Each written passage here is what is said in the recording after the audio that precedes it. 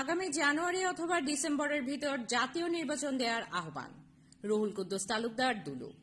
বিএনপির কেন্দ্রীয় নেতা ও সাবেক মন্ত্রী অ্যাডভোকেট এম রুহুল কুদ্দুস তালুকদার দুলু বলেছেন, আমাদের নেতা তারেক রহমান বলেছেন একটা সম্ভাবনাময় সময় ডিসেম্বর মাসের মধ্যে ভোট হলে ভালো হয়।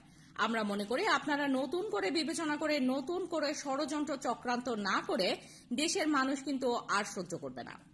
কারণ ২০ বছর ২২ বছর মানুষ ক্লান্ত হয়ে গেছে এই একটা ভোটের জন্য, ভোটের অধিকারের জন্য। দয়া করে আপনারা একটা ডিসেম্বর, বিএনপি বলেছে এর মধ্যে আমরা চাই মার্চ মাসে রোজা, এপ্রিল মাসে বৃষ্টি, কাল মা বোনেরা ভোট দিতে যেতে পারবে না, মানুষ ভোট কেন্দ্রে যেতে পারবে না। আমরা চাই এমন এক সময় ভোট দেন যেন মানুষ উৎসব মুখর পরিবেশে ভোট কেন্দ্রে যেতে পারে, উৎসব হবে, আনন্দ হবে, মিছিল হবে। সেই উৎসবের সময় হচ্ছে ডিসেম্বর থেকে জানুয়ারি।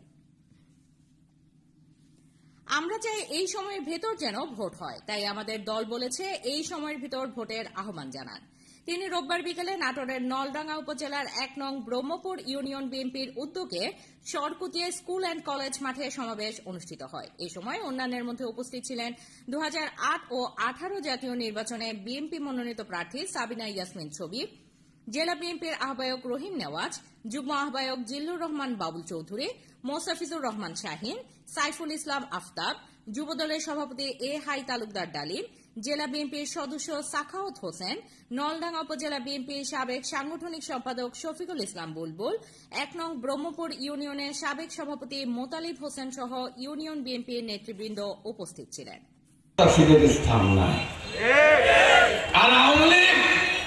যারা প্রকাশ্যে দিবালোকে মানুষকে খুন করে স্লোগান দিয়ে লাল পতাকার নাম দিয়ে উপরে আওয়ামী লীগ, ভিতরে আওয়ামী লীগ, উপরে লাল পতাকার নাম দিয়ে সন্ত্রাস করে মানুষ খুন করে বলে চলে স্লোগান দিয়ে যায়, আর তাদেরকে আওয়ামী লীগ পুরস্কৃত করে।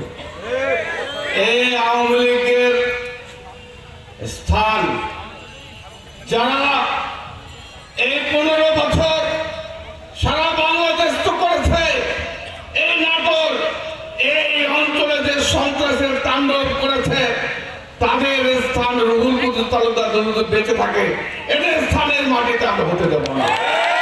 আপনাদের কাছে আজকে এই সন্ত্রাসীরা আবার যারা এই আওয়ামী লীগের লোকজন যারা ১৫ বছর আপনাদের উপর মাতব্বরি করেছে। আমার বিএনপির অনেক আত্মীয় স্বজন আওয়ামী লীগের নেতা ছিলেন, কারো ভাই, কারো মামা, কারো শালা, কারো চাচা, এখন তারা কিন্তু আবার ঘুরে বেড়াচ্ছে। আমার পরিষ্কার হুঁশিয়ারি, এখানে পুলিশের লোকজন আছেন, আপনারা জানেন আওয়ামী লীগকে বাতিল ঘোষণা করেছে সরকার। আমরা চাই যারা এর ১৫ বছর এই অঞ্চলের মানুষের উপর অত্যাচার, নির্যাতন, অত্যাচার করেছে সারা দেশে, এবং আজকেও তারা বিএনপির ছত্রছায়ায় যদি তারা নতুন করে মাথা চারা দিয়ে ওঠে, আমি সবার আগে বিএনপির ওই নেতাদেরকে বহিষ্কার করবো।